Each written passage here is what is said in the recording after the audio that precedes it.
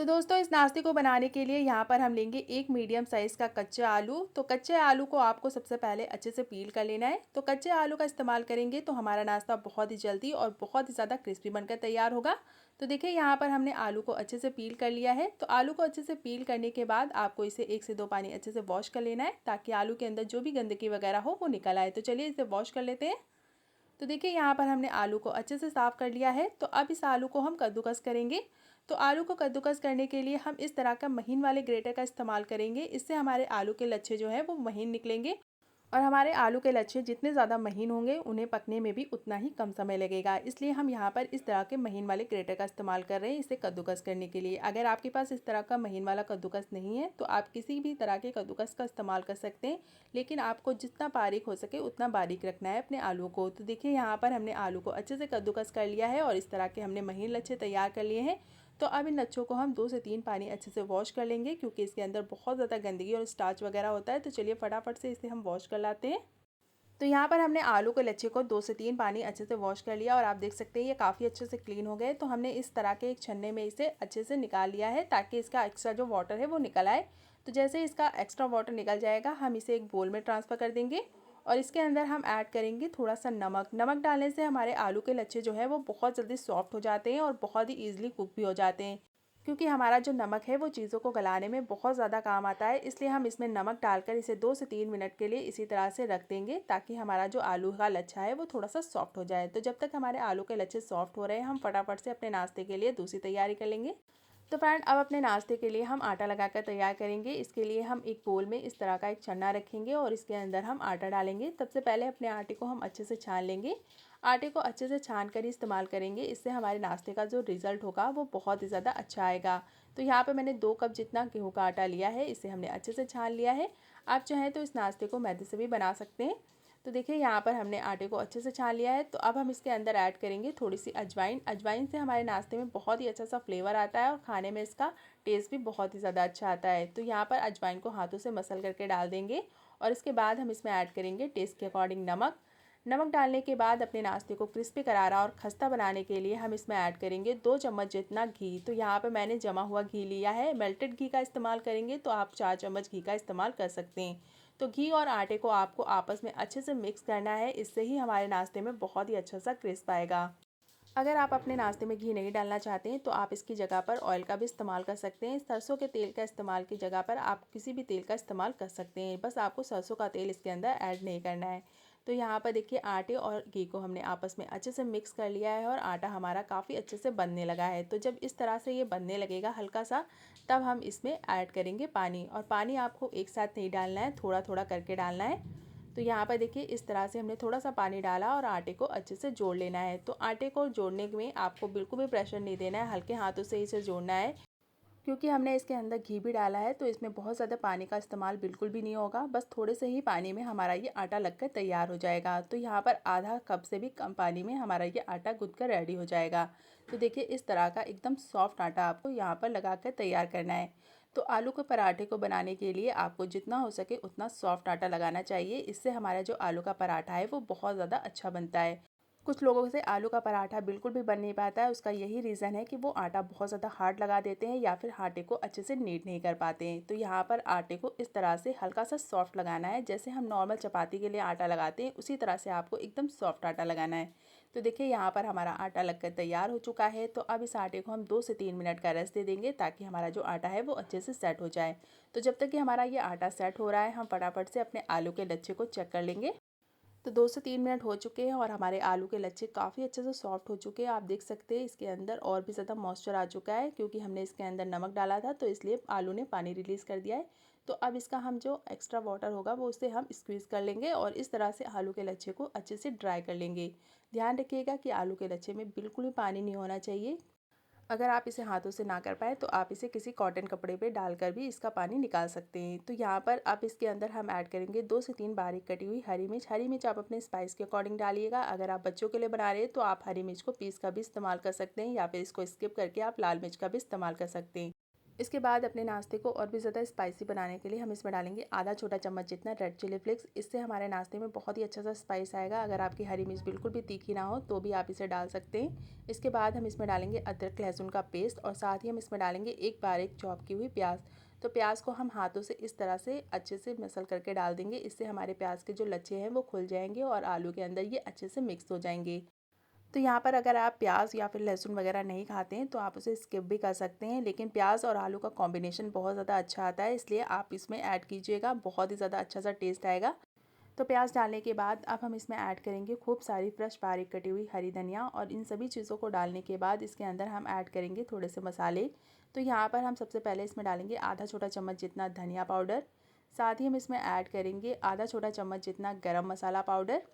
इसके बाद हम इसमें डालेंगे आधा छोटा चम्मच जितना चाट मसाला पाउडर। इससे हमारे नाश्ते में बहुत ही चटपटा सा फ्लेवर आएगा। अगर आपके पास चाट मसाला नहीं है तो आप इसकी जगह पर अमचूर पाउडर या फिर नींबू के रस का भी इस्तेमाल कर सकते हैं, लेकिन मेक श्योर कीजिएगा कि अमचूर पाउडर डालें, क्योंकि नींबू का रस डालेंगे तो इसके अंदर मॉइस्चर आ जाएगा। तो ये आप फटाफट से इन सारी चीज़ों को हम अच्छे से मिक्स कर लेंगे। तो इन सारे ही मसालों को आलू के अंदर अच्छे से मिक्स कर लेना है। मेक श्योर कीजिएगा हाथों से मिक्स करें, इससे आपके आलू के लच्छे में काफ़ी अच्छे से मसाले मिल जाएंगे। तो देखिए यहाँ पर हमारी ये चटपटी सी स्टफिंग बनकर रेडी हो चुकी है। तो इसे अभी हम साइड में रख देंगे और आप फटाफट से अपने आटे को चेक कर लेंगे। तो देखिए यहाँ पर हमारा आटा भी काफ़ी अच्छे से सेट हो चुका है और यहाँ पर इसे रेस्ट देने के बाद हमारा आटा थोड़ा सा और भी ज़्यादा सॉफ्ट हो जाता है। यहाँ पर आप इसे चेक कर सकते हैं कितना ज़्यादा सॉफ्ट है। तो अब इसके अंदर हम ऐड करेंगे थोड़ी सी बारीक कटी हुई हरी धनिया और साथ ही इसमें ऐड करेंगे थोड़ी सी रेड चिली फ्लेक्स।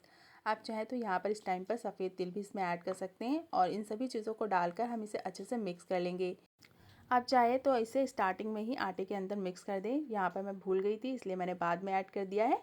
तो इससे हमारा जो आटा है वो भी काफ़ी अच्छे सा चटपटा सा लगता है, इसके अंदर भी बहुत ही अच्छा सा टेस्ट आ जाता है, इसलिए हमने इसमें भी सारे स्पाइसेस ऐड किए।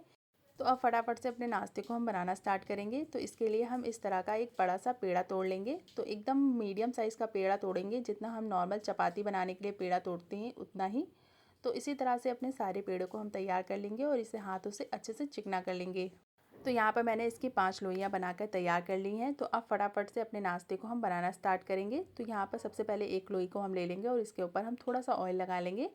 आप चाहें तो ऑयल की जगह पर यहाँ पर थोड़े से सूखे आटे को भी स्प्रेड कर सकते हैं। इसे बेलने के लिए जो भी आपको आसान लगे वो आप कर सकते हैं। तो सबसे पहले हम इसे बेल लेंगे। तो जितना पतला हो सकेगा उतना पतला हम इसे बेलेंगे और जितना बड़ा हो सकेगा उतना बड़ा बेलेंगे। तो यहाँ पर आपको किसी भी तरह की क्वायर शेप नहीं देनी है, जिस तरह से भी आप इसे बेल सकते हैं आप बेल लें। तो देखिए यहाँ पर हमने इस तरह से इसे बेल लिया है। तो ये जो रोटी है वो बहुत ज़्यादा पतली भी नहीं होनी चाहिए और बहुत ज़्यादा मोटी भी नहीं। तो यहाँ पर हमने एक रोटी को बनाकर तैयार कर लिया है। तो अब हमने जो अपनी स्टफिंग तैयार की है उसे हम ले लेंगे और इस स्टफिंग को हम रोटी के चारों तरफ अच्छे से स्प्रेड करेंगे और इसे हाथों से भी अच्छे से सेट कर देंगे। तो स्टफिंग की क्वांटिटी आप अपने अकॉर्डिंग इसमें रख सकते हैं, कम या ज़्यादा कर सकते हैं। तो यहाँ पर मैंने देखिए स्टफिंग को अच्छे से सेट कर लिया है रोटी के चारों तरफ। तो अब एक नाइफ़ की हेल्प से हम इस तरह से इसको लंबाई में पट्टी की तरह कट कर लेंगे। तो आधा आधा इंच की दूरी पर इसे इस तरह से एकदम पट्टी की शेप में कट कर लेंगे, लेयर की तरह। और उसके बाद एक एक पट्टी को हम इस तरह से रोल करते जाएंगे और दूसरी पट्टी को हम इस तरह से जोड़ते जाएंगे। तो एक के ऊपर एक करके इस तरह से आपको एकदम इसका एक बड़ा सा पेड़ा तैयार कर लेना है। इससे हमारे जो पराठे हैं उसमें बहुत ही अच्छी सी लेयर आएगी और आलू की जो स्टफिंग है वो बिल्कुल भी बिखरेगी नहीं, अंदर चली जाएगी इसकी। तो देखिए इस तरह से अपनी सारी पट्टियों को हम अच्छे से फोल्ड करेंगे। तो साइड वाली पट्टी को पहले फोल्ड कर लेंगे ताकि इसकी जो लेयर है वो मोटी पतली ना हो। तो देखिए इस तरह से हमने ये एक पेड़ा तैयार कर लिया है। तो इसी तरह से आपको दूसरा पेड़ा भी बना लेना है। तो सबसे पहले आपको इसे मैं बेल कर दिखा देती हूँ। तो यहाँ पर ये जो आलू है वो थोड़ा सा पानी रिलीज़ करता है, इसलिए पहले हम इसे हाथों से ही हल्का सा इस तरह से बढ़ा लेंगे और इसे बेलने के लिए अब हम इसके ऊपर थोड़ा सा सूखा आटा लगाएंगे। तो सूखा आटा लगाने से हमारे आलू के अंदर जो भी मॉइस्चर होगा वो बिल्कुल ख़त्म हो जाएगा और जब आप इसे बेलेंगे तो ना तो ये चकले पर चिपकेगा ना ही ये आपके बेलन पे चिपकेगा। तो देखिए यहाँ पर हमने इस तरह से सूखा आटा दोनों साइड अच्छे से स्प्रेड किया है। तो अच्छी क्वांटिटी में आपको सूखा आटा डालना है ताकि ये बिल्कुल भी चकले पर चिपके ना। तो अब इसे हम इस तरह से हल्के से प्रेस कर लेंगे और इसे बहुत ही हल्के हाथों से आपको इसे बेल लेना है। तो देखिए जितना बड़ा हो सके और जितना पतला हो सके उतना पतला बेल लीजिए आप इसे। तो यहाँ पे देखिए हमारा ये पहला पराठा बनकर रेडी हो चुका है। इसी तरह से मैं आपको दूसरा पराठा बनाकर भी दिखा दूँगी। तो यहाँ पर आप देख सकते हैं इसकी जो थिकनेस है वो इस तरह की है, बहुत ज़्यादा पतला भी नहीं और बहुत ज़्यादा मोटा भी नहीं। तो अभी हम इसे साइड में रखेंगे और अब फटाफट से अपने दूसरे पराठे को हम बनाना स्टार्ट करेंगे, वो भी दूसरे तरीके से। तो जो भी तरीका आपको पसंद आए उस तरीके से आप इस नाश्ते को बना सकते हैं। तो यहाँ पर सेम फिर से हम एक गोल रोटी बेल लेंगे और इसके ऊपर हम फिर से स्टफिंग को अच्छे से फिल कर लेंगे। इसे अच्छे से सेट करने के बाद आपको एक नाइफ़ की हेल्प से इस तरह से इसमें बीच से कट लगाना है और अब इसे इस तरह से रोल करते जाना है। तो देखिए एक साइड से आपको इसे इस तरह से रोल करना है। तो ये जो दूसरा तरीका है, अगर आप इस तरीके से आलू के पराठे को बनाएंगे तो आलू की स्टफिंग बिल्कुल भी बिखरेगी नहीं, ये आलू के पराठे के अंदर ही अच्छे से सेट हो जाएगी और इसे बेलने में आपको बिल्कुल भी प्रॉब्लम नहीं आएगी। तो देखिए यहाँ पर हमने दूसरा पेड़ा भी इस तरह से तैयार कर लिया है, तो इसे भी हम फटाफट से बेल लेंगे। तो देखिए यहाँ पर हमारे ये 2 पराठे बनकर रेडी हो चुके हैं। तो चलिए फटाफट से इसी तरह से अपने सारे पराठे को हम बनाकर रेडी कर लेते हैं। तो फ्रेंड्स, हमने अपने सारे पराठे बनाकर तैयार कर लिए हैं। तो अब चलिए फटाफट से इन्हें हम सेक लेते हैं। तो यहाँ पर मैंने गैस पर एक नॉर्मल नॉन स्टिक तवा रख दिया है। आप चाहें तो यहाँ पर लोहे के तवे पर भी इसे बना सकते हैं। तो सबसे पहले पैन को अच्छे से गर्म कर लेंगे। जैसे ही पैन गर्म हो जाएगा अपने पराठे को हम इसमें डालेंगे और जब तक पराठा हमारा एक साइड से हल्का सा कुक नहीं हो जाता तब तक कि आपको इसे बिल्कुल भी पलटना नहीं है। जब ये एक साइड अच्छे से कुक हो जाएगा तब हम इसे पलट देंगे और पलट करके इसके ऊपर हम थोड़ा सा ऑयल लगाएंगे। तो इस पराठे को आपको एकदम मीडियम फ्लेम पर अच्छे से पकने देना है, क्योंकि हमने इसके अंदर कच्चे आलू का इस्तेमाल किया है, इसलिए आपको इसे एकदम धीमी धीमी आंच पर अच्छे से सेकने देना है ताकि इसके अंदर जो आलू है वो भी बहुत ही ईजिली कुक हो जाए। तो यहाँ पर आप देख सकते हैं कि हमारा जो पराठा है वो एक साइड से काफ़ी अच्छे से क्रिस्पी होने लगा है। जैसे जैसे ये क्रिस्पी हो जाता है इसका जो कलर है वो काफ़ी अच्छे से खिल कर आता है। तो बस इसे एकदम मीडियम फ्लेम पर ही अच्छे से पकाना है। 2 से 3 मिनट आप इसे मीडियम फ्लेम पर पकाएंगे तो हमारा जो पराठा है वो अंदर से एकदम अच्छे से सॉफ्ट हो जाएगा। उसके बाद अपनी गैस की फ्लेम को आप हाई कर सकते हैं और हाई फ्लेम पर इसे अच्छे से ऊपर से क्रिस्पी कर सकते हैं। अगर आप चाहते हैं कि आपका जो पराठा है वो अंदर से सॉफ्ट ऊपर उससे क्रिस्पी और लेयरी बने तो आपको एकदम मीडियम फ्लेम पर ही इसे सेकना है जब तक कि आपका जो पराठा है वो अंदर से अच्छे से कुक ना हो जाए। और अगर आप इसे बहुत ज़्यादा हाई फ्लेम पर फ्राई करेंगे तो ये अंदर से कच्चा रह जाएगा। तो इन सभी बातों का आपको ध्यान रखना है। तो देखिए यहाँ पर कितना प्यारा सा कलर आ चुका है हमारे इस पराठे में, और जब तक कि पराठे में अच्छा सा कलर ना आ जाए, कॉफ़ी अच्छे से क्रिस्पी ना हो जाए, तब तक मज़ा ही नहीं आता है खाने का। तो यहाँ पर देखिए हमारा ये पहला पराठा बनकर रेडी हो चुका है। इसी तरह से अपने बाकी बचे पराठे को भी हम बनाकर रेडी कर लेंगे। तो चलिए फटाफट से इसी तरह से अपने बाकी बचे पराठे को भी बना लेते हैं। तो दोस्तों, बनकर रेडी हो चुका है मात्र एक कच्चे आलू का ये बहुत ही ज़बरदस्त क्रिस्पी पराठा। आप देख सकते हैं देखने में कितना ज़्यादा टेम्पटिंग लग रहा है, खाने में उससे भी ज़्यादा टेस्टी होता है। और एक बार इस नाश्ते को आप बनाकर खा लेंगे तो यकीन मानिए बार बार बनाना चाहेंगे। बहुत ही ज़्यादा टेस्टी और बहुत ही ज़्यादा क्रिस्पी बनकर तैयार होता है। तो ज़रूर से ट्राई कीजिएगा और हमें कमेंट में बताइएगा कि आपको हमारी आज की रेसिपी कैसी लगी। वीडियो में अगर आपको कुछ भी पसंद आया हो तो एक लाइक ज़रूर दीजिएगा और अगर चैनल पर नए हैं तो चैनल को सब्सक्राइब करके बेल आइकन को भी ज़रूर प्रेस कीजिएगा। तो चलिए मिलते हैं नेक्स्ट वीडियो में ऐसी ही नई मज़ेदार रेसिपीज़ के साथ। तब तक के लिए अपना ख्याल रखें। Bye bye and take care and thanks for watching.